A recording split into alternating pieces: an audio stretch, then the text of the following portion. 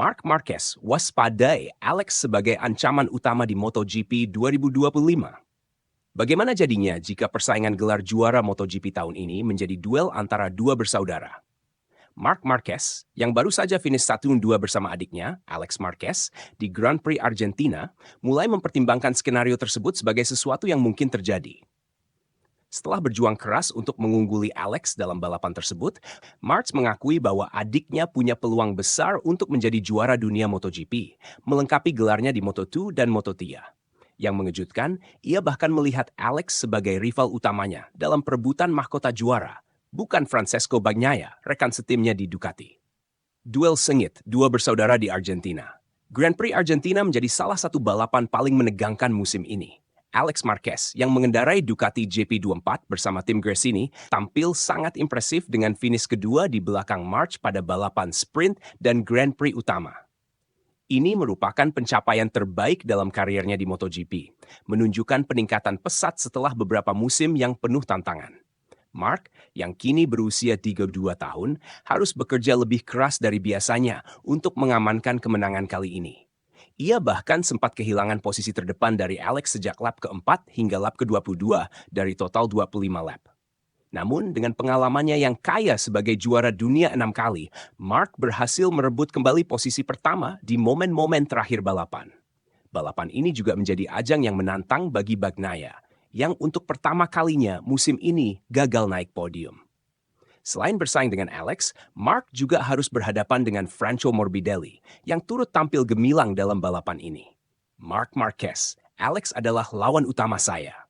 Setelah balapan, Marc memberikan komentar menarik mengenai saingannya dalam perebutan gelar. Meskipun motor GP25 yang dikendarainya seharusnya memiliki keunggulan pengembangan dibandingkan GP24 milik Alex, ia tetap menilai sang adik sebagai ancaman terbesar. Alex akan memenangkan beberapa balapan tahun ini, lebih dari satu balapan, ujar Marc dengan penuh keyakinan. Saya tahu bahwa ketika dia merasa percaya diri, dia bisa menjadi juara dunia, seperti yang dia lakukan di Moto3 dan Moto2.